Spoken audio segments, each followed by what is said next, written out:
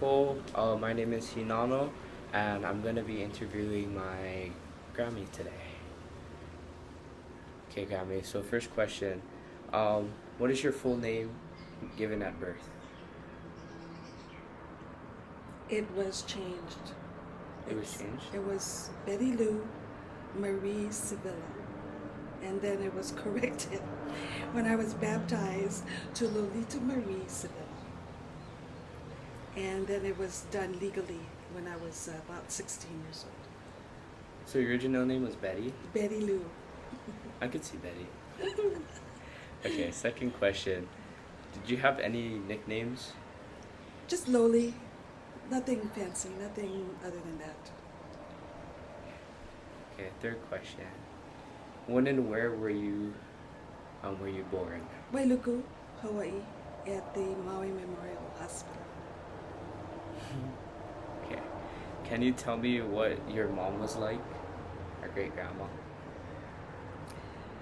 She was very strict. Both of them were strict because they were always in the public eye.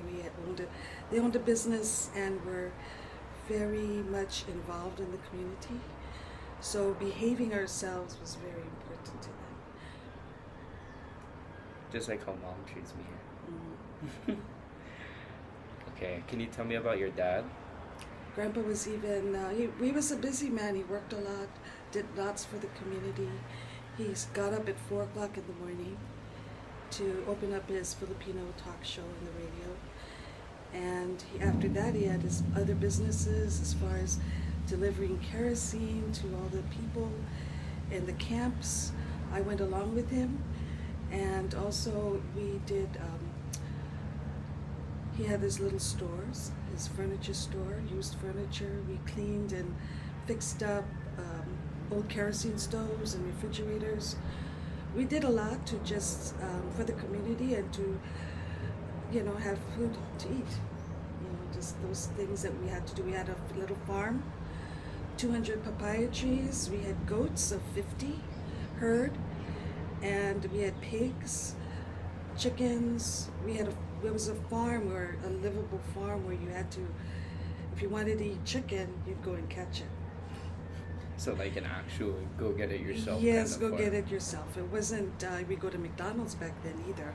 So everything we made, ice cream, we made the papayas we used to make ice cream, to make sherbet.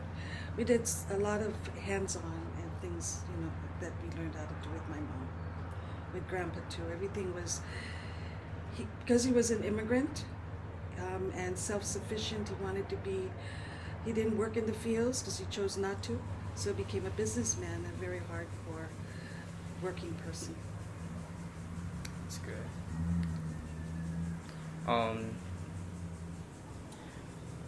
Who are your grandparents and on your mom's side? It was Petro, and which was my mother's stepfather.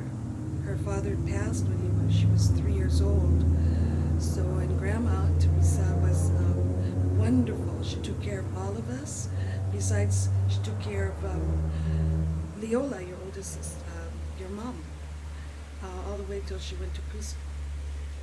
And she was a great grandma, and she took care of as many children as she could. Very devout Catholic. She went to church every day. Always prayed for us, and was always calm, no matter what you put up against her. She was the person that we all went to. I was really told about great grandma and grandpa from great grandma's side. Mm-hmm.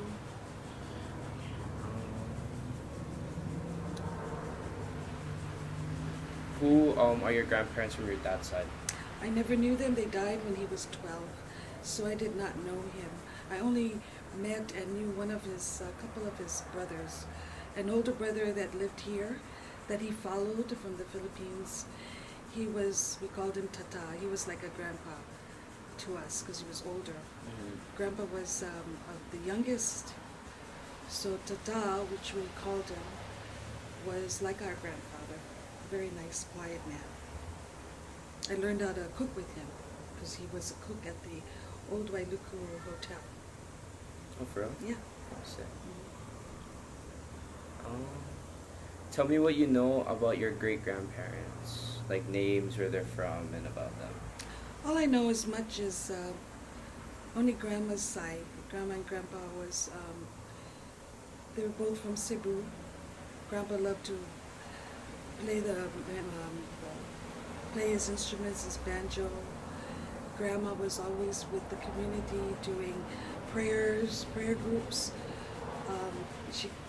Like I said, she took care of us, all the children, grandchildren. She was more the household person, but very kind and taught us to be the same, or tried to be.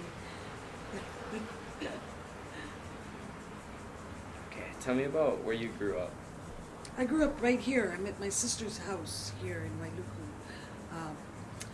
We watched the Hawaiian homes growing built. Across the way was the National Guard, and the only other neighbor was about 100 yards away from us. And we lived the life of farmers. And at one point, I even asked my father why we had so many children was to help him in the farm. So you didn't. And he have to did do much agree, work. because we worked from 6 in the morning. We had to get up before school, pick papayas, and we had to go and feed the goats. To feed the goats, we had to pick the koa off the side of the road and feed it for the goats. And I enjoyed that because you get to talk to the little kids, the little baby goats. We used to even watch them give birth. And eventually there was Dr. Ching, the veterinarian who lived across the street, and he'd help Grandpa, with taking care of them as far as being a veterinarian. And so we helped him. Back then too, you slaughtered goats, and you'd slaughter the pigs that you also raised for the community that my father belonged to, the Filipinos. They would buy the goats, and we would do the slaughtering here at our home. And I was one of the helpers. So I knew how to do all those things. From the cows, we had the beef we had to get. And all this community people, my fellow friends, close friends would gather, and we'd do all that slaughtering, say, for the whole month or so. They in turn would barter and help fix the house, and Grandpa in turn would give them food. And there would be sometimes like 10 families here, and preparing to do the slaughtering and all of that, because it was a farm, so we could do all of those things here. And I learned many things because I was like a real tomboy, and I learned whatever they did. I was right there with them to do all of those things. But in a way, grateful that. Very grateful, because if anything happened, I would know what to do. Yeah. And the life here, it was not like the city, although we're just a few, minutes away from it. But we learned how to be humble. If we wanted to eat something, like I mentioned earlier, I'd say, "Oh, let's eat chicken today." And Grandma would say, "I'm boiling the hot water, go get the chicken." So we had to go around catching the chicken. It was so fun. But a lot of those things that you don't do it now. Mm-hmm. You can't kill a pig or a goat in the backyard anymore. Yeah. It's unheard of. But back then, that's what you did. We had right down here. We had 200 bananas and mostly papaya trees that we had to harvest every day. So we sold it in the store. Which, after school, that's what we did. So from 6 years old, as soon as I could count back cash, I was in the store. We were working. We came home, went to St. Anthony, because it was right across the street of the store. So it was very convenient. We had to go to work right away. But growing up you can't do that anymore. What we did as children, we always had to do it together. If we're not doing something, we'd have to run around and help take care of children, little sisters and brothers, and help with other community things that Grandpa was involved in. we participate in those things, community affairs and festivals.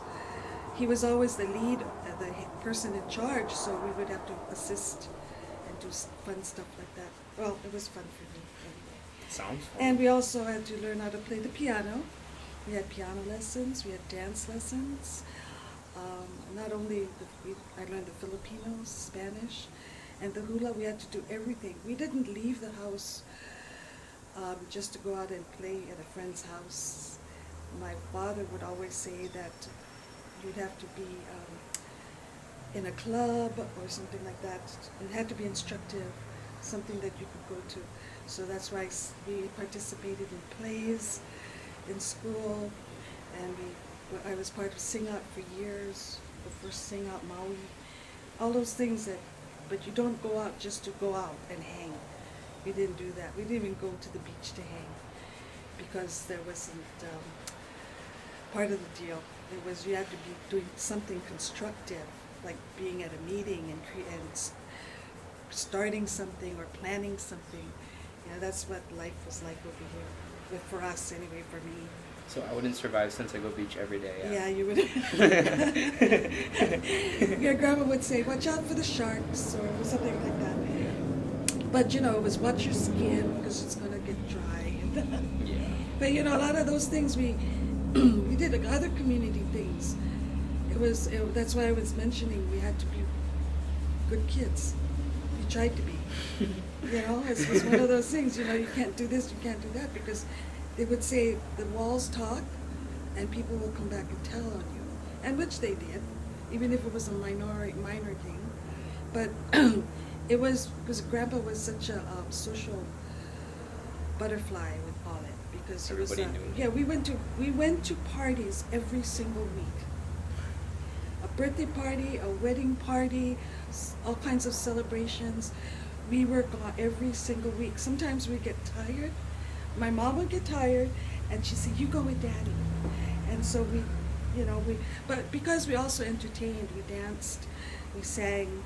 My sister played the piano while I sang, and that's what we did. We were part of the entertainment for parties.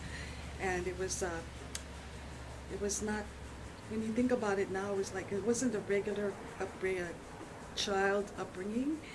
We were always in the limelight. So everywhere we go till today, they know who we are, or somebody will know. Mm-hmm. And expectations are high at times, but that's all we know. You're somebody, you're so-and-so, and they just put you into that spotlight, Yeah, because they know who you are and who your parents are. What kind of, you grew up in good stock, as they say. But it was hard work, very hard work. We had to be prim and proper. We couldn't even open our legs like you want to get relaxed at home. Yeah, like Mansfield. No way. Your grandpa would be there and my mom would be, because you're like, you have to practice. If you don't do it regularly, you'll forget yourself. It was all prim and proper, everything. Yeah. Today I don't have any lipstick. If my mother was here, she would say, "Where's the lipstick? Where's the makeup?" But, COVID-19, you don't do any of that right now. Yeah. It's everybody at home. Yeah. So that life, it was a good upbringing as far as when we worked hard. Our paychecks when I worked as in the restaurant, I was 15. And my sister told the owner that I cooked. So I landed up being a cook, 15 years old during the summer. And I did the breakfast food. So I became a cook, opened up, and I did prep. So I learned how to cook at a young age and had fun. Almost cut my finger off, but that was okay. I learned that. Experience. Yeah. But we were always gung-ho to do something. And dancing was my favorite. My Spanish dancing. I did choreography for Baldwin High School and their plays. So it was a good thing. Mm. Yeah. Can't buy it now. No. Definitely. No. Okay. Do you have any siblings? I have Auntie Linda, she's older, and then below me is Auntie Rose, who's passed, Uncle Duke, and then Christina, Uncle John, who is in New York Mm. doing his, working at NYU. He's a teacher there, professor there, and also dancing, and the director of dance at 92nd Street Y. And still choreography and helping other people with grants. Doing it big up there. Yeah, doing very well. That's good. Okay.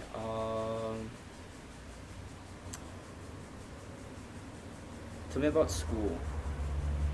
School, like grade school. I went to St. Anthony's School. And I was not a product of academics, high academics. I just was there to enjoy, very social. And I worked hard to study because I had the like ADHD kind of thing. Back then they didn't put you in those little areas where I couldn't even sit still for too long. I was always antsy, but I got by work. I had to work hard, even my math and everything. High school too, all I wanted to do was get through. College was on the sideline, so my thing was I was going to go to beauty school and do all those easy things. But it turned out to be that the case that, no, I just went right into working.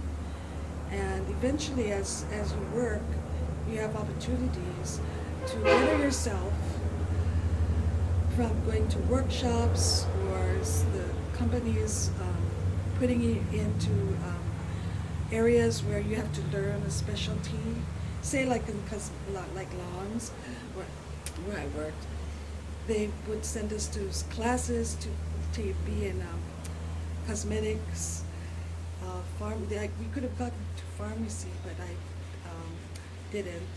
But I did get into even the photo department where I learned photography, things like that. And as you grow, and as I got older, it was becoming more mature in life, learning things my way. It was the long way. Mm. You go to college and do the faster way. But even then, for my friends who went to college, they didn't finish up in their careers as such, what they went to school for. So I was, in a sense, ahead of some of them as far as what I went through. The years of experiencing different things. Luckily, we grew up in a store. We knew how to do things like that. We learned how to I learned how to purchase for our little store when I was growing up. I was only in high school. I had to purchase the canned goods, the food that we sold. I actually did the inventory and made the orders. Like resale kind of Yeah, stuff. to buy for your store. When I worked at Long's, I learned how to be buy to sell also. So those little things were in the back, like off the wall kind of thing. You didn't have to go to school for that. You had to be there in the moment, learning, being a clerk, learning how to do those things. And I did it the long way, but I learned it, and I learned a lot of things well, I believe, because I put it into use. All those kinds of things that we do today. I learned from my father how to put together, how to get people together, the trust you need to have for people to do things with you and for you. Those things are important. If you don't have the trust of the people, you can't put together festivals or meetings for something you hope to help with the community. Those things are very important, but you need the trust. So you have to be a good person first before you can do those things. You have to go into a meditative part of yourself and see if this is what you're supposed to be doing, and ask why you are doing it, and because you're going to get into bumps and places where people are going to criticize, and you better be ready for criticism. In school, I don't think they teach you how to be not, what happens when someone says no to you, or that's not going to work. You know, when you on your own, like how I did it the long way, I persevered because there's always another way around to where you need to be. I mean, big businesses know that. Mhm. They will tell you as a employer, as a big company, that figure a way out. So, in my own way, I would figure small things out. You know how you do things to make it work, or come to an agreement with somebody or someone that's important to get things done. Work harder. Yeah, but college is good for people. It makes you work together because school is different now. It's not all about just one person. You have to work together. And that's the goal. And then the part is too, people are more open to it. You're not going to land up in the work you do. Say, for instance, your uncle. He went to school for environmental resource management.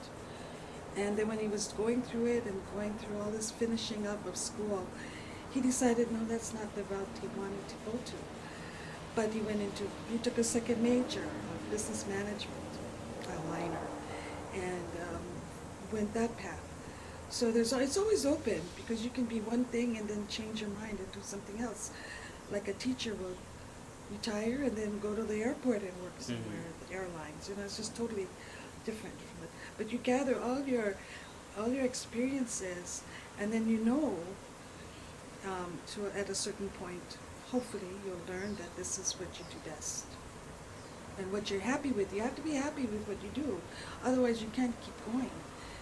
Life is, as they say, too short, but then you need to be happy to get to a successful point in your life where it's valid.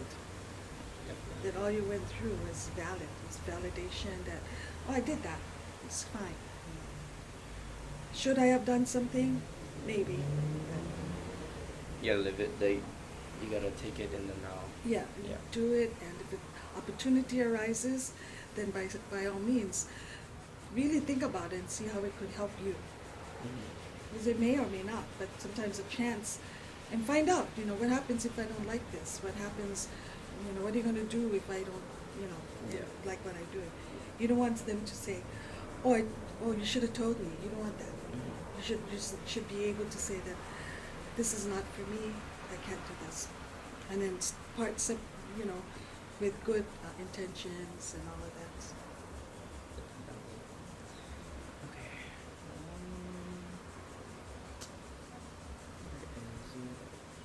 What did you like to do for fun, or like when you're in your childhood? What was your childhood like? Okay, what I would like to do, always go down to the fish pond, catch crayfish, because we had a freshwater pond. Mm-hmm. Yeah, just play in the pond, fishing, call our cousins over to fish.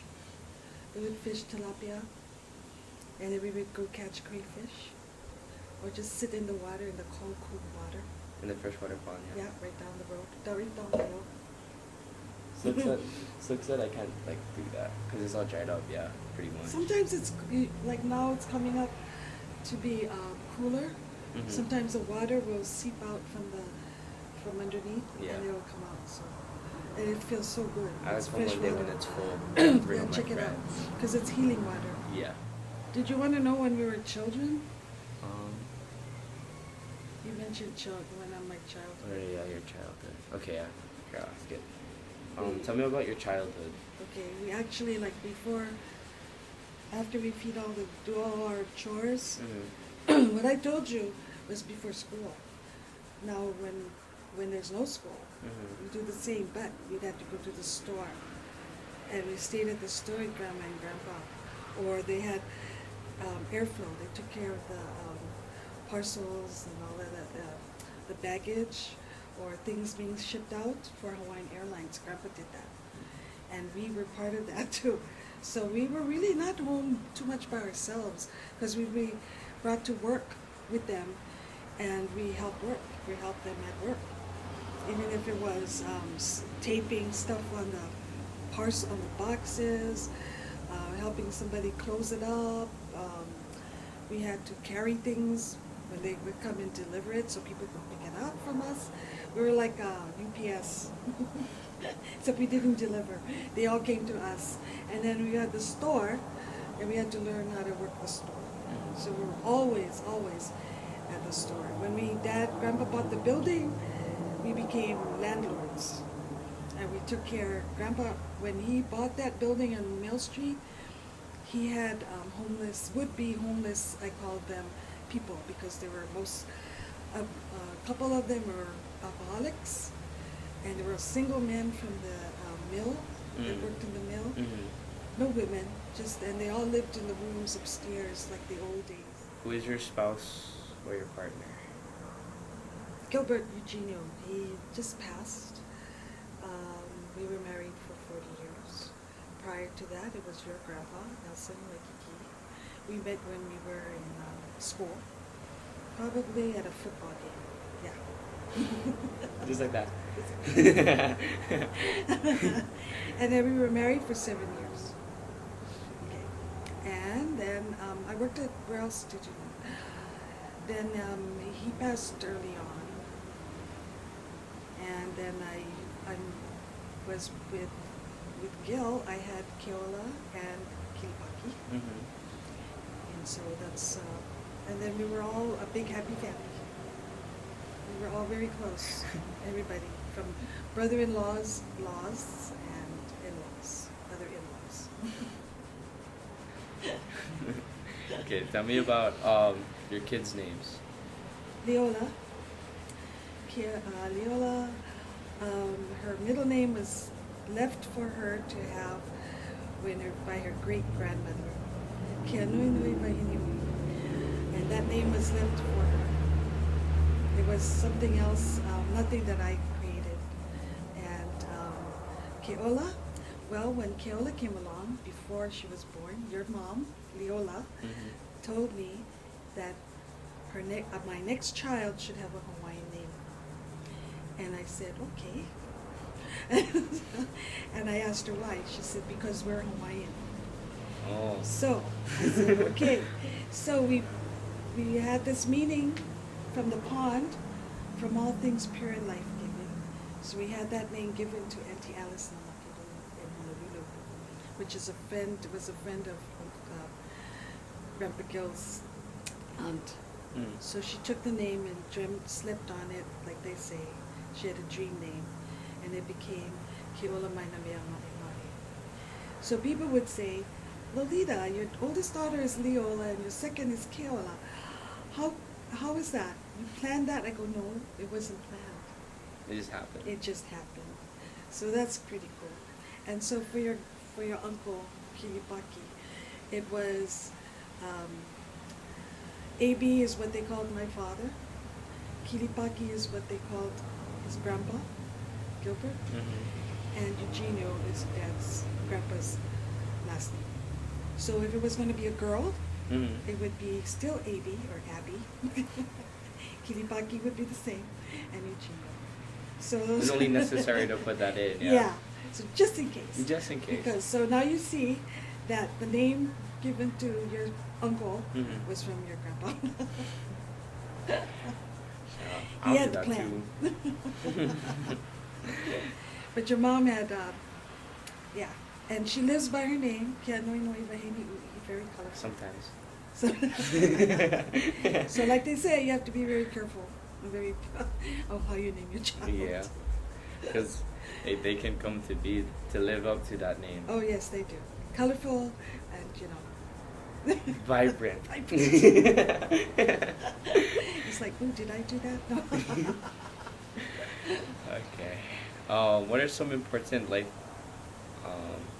things in your life? Okay, cut this part out. What are some important things in your life that you witnessed or experienced? Oh, let's see. There's a lot of things out there that I went through. That was interesting. Good and bad. I won't say some bad ones, but what was witnessing is how I saw people really look up to your grandma and your grandpa, civilists, and they're really very respected because how much they helped in the community. So, and and their word was so important to them. They helped them as immigrants. They helped the immigrants a lot, and they were like social workers, grandpa, and because people would come to them and ask for their help in every situation you can think of: financial, heartbreak, divorce.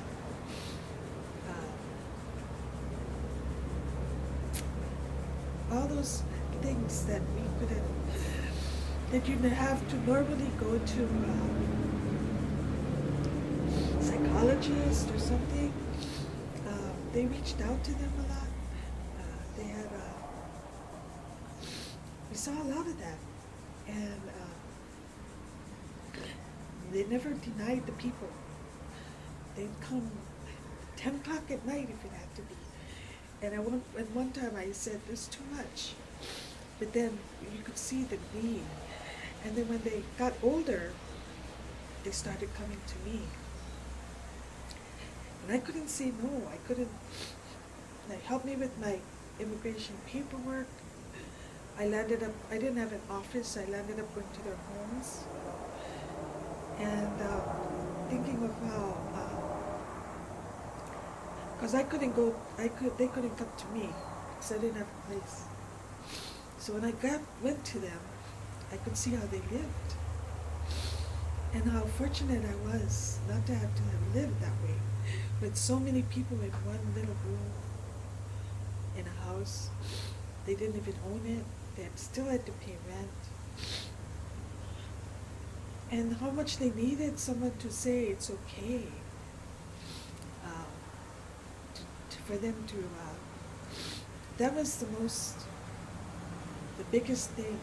But not only those outside people, it was even the family members. Family members, my aunties and uncles would come and see grandma and grandpa. They couldn't fix everything, but they listened. So that's one of the most important things in life, is to listen. You may not be, side with them or agree with them, but you just to listen, because just a listening ear will keep somebody from killing themselves or hurting someone else or doing the wrong thing. And be surprised how many people just need that help. I mean, I've done things like help people change their names from female to male, male to female.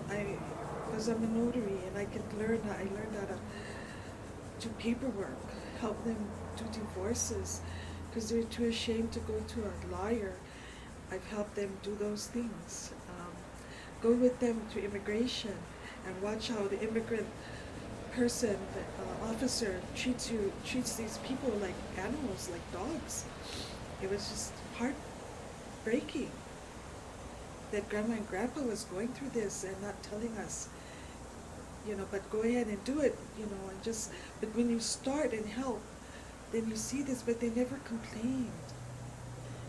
This is what you do because you love people, that you want, that you've been put on this earth for something, and it's to listen to others. If somebody doesn't want to listen to you, then just pray, just go somewhere quiet, because somebody is listening to you, not physically maybe, but spiritually. But I learned all of that a little bit. It took a while, but I used to just scold grandma for staying late and waiting on these people, and yet I landed up doing it myself, and even more so, go to their homes and go to the hospitals and to the care homes. But again, you got to trust the people. What they're telling you is truthful. But that was something. Watching grandma and grandpa do all of this, and never complained, never. Grandpa looked up to Grandma, what she did, because he helped her, pushed her to do a lot of things that she did, and then she respected for all the things he did. That's why with my with being married, you have to be really open and understanding that it's not that you don't like it, but this is what you do. If you ever get a partner, if it's not, this is what I do, and it's full respect and understanding that you need to have that person grow with you or learn to understand, or it's not going to work. Mm-hmm. But that's what I've experienced. Sorry. No, it's okay. Okay. You want tissue? No. Okay. Okay, just a few more questions. Yeah. Okay. Who was the biggest influence in your life? Probably my father, because I was very close to him and Grandpa, very, very close. I did almost everything with him. When Grandma didn't want to go somewhere, I went with him. He traveled, and I traveled with him. Even when I was in high school, I would go to different places with him. Like for a whole month, I'd be gone to the Philippines. I would go there and bring my homework with me, and one of the things I had to do was do a lecture at school a couple times, and I explained to him what I would have to do if I went with him for a whole month, and he encouraged me that good, then that way you'll be exposing yourself and to learn more about the people we're going to visit and why we're going to go there, and to keep open-minded that Mm-hmm. this is important for him, first of all, for his family to meet me, and because he met my other sisters, but they didn't stay as long because they couldn't do it. But I agreed to stay as long as I could, a month, and learn what he did there with his family and the people that comes from his province. How he was a leader there, even though he lived here in Hawaii. He went back to the Philippines at least 3-4 times a year, and nobody knew what he did. Grandma knew, but I didn't. So going there and seeing how he worked with the people there, and it was no different. And always helping people bring themselves up to be beyond what they are, and not by having to go to school necessarily, but just learning to do things for betterment of your community. And he would always say, as we got to become adults, is what are you doing for your community? That was his saying. And he would always ask us, because we were at home already, so what are you doing? You have to be helping, you need to be doing something, even if it's small, or when you have the time to do whatever you can. So he was the biggest influence in my life, and that's why I still do what I do. I think, although you don't get paid for stuff, but that's okay. Yeah. Just the enjoyment of seeing people, Helping someone. and seeing when you put on a festival, Yeah. see all the joy that the people have, whatever that, because nobody else is doing it and they're happy, so that's good. Okay, last one. How would you like to be remembered? Oh, that it was fun. That I never stopped doing things that I like to do. Just I like to be in my quiet place once in a while. But otherwise, no, I'm out and about, and it's all just be fun. It was good to be around. I love to talk story, love to share experiences, and just someone to talk to. I'll be somebody to talk to at any time. Even where I worked at the airlines, everybody would come to. That's why they called me auntie. Mm-hmm. I was auntie to even the boss. When your boss calls you auntie, I don't know, you gotta think about that. You know what I mean? And people not too much younger than you. but they still call you auntie. And then like I went to a workshop in the mainland. It's for the church, and I learned this from a brother. He worked with the homeless in Waikiki, and he worked in Honolulu for a long time. And we were in this little group, but and we were talking about things like that. And he says, when someone calls you auntie or uncle, and they're not your relative, and they're younger, it's because you earned it. It's not because, oh, that's something that I gotta call you because I don't know your name. Mm-hmm. Most of the time, it's because you earned it, and that's the key. Because people will call you because of respect. And at work, my last working, everything was auntie. Mm. If you can't figure it out, you see auntie Lo. Because it's spread out through the whole airport. Auntie Lo, okay, it's all good. You're the person. Yeah, to say Auntie Lo, yeah. Even the bosses from the other departments of the airport would see me and say, oh, just the person I wanted to talk to. And then from there, they go where they needed to go. The GM from the airport. Just the person, that's what they call it, yeah, when they walk up to me. Oh, just the person I wanted to talk to. You have a bigger standing than the bosses do. And then I says, oh, what do you need? You know, what can I do for you? That was a lot of just fun. Your presence. Yeah. So, and they would they would talk. And being influential at times, or having other people have that much respect to listen to you, to listen to your thoughts. That's important in this today. You're not just anybody. Mm-hmm. You need to have your say and have it respected, and let someone think about what you just said, because that's important. Definitely. Yeah, because you're not just throwing it out in the wind for nothing. And I feel like this generation does that, but in a different way. You know what I mean? Mm-hmm. Mm-hmm. You take every little piece and you put it all together and you lay it out. It's like putting a collage, and then something's going to strike you. And that's what it is. The life, the places you lived, and why you chose to live there, and what happened there. Those experiences goes into a pot. You stir it up, and you get what you want eventually.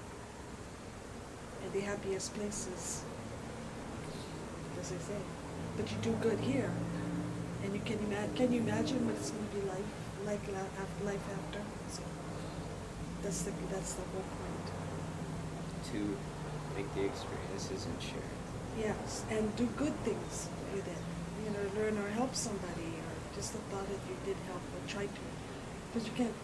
The other person has to receive it and acknowledge and do whatever. But you said your piece. You said say everything from your heart, no matter how small it might be, that you might think about it later, but apologies can be done later. But deep inside you have to learn to be forgiven, always be able to forgive, love, and share. That's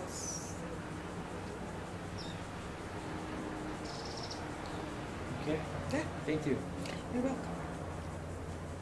Grammy talks.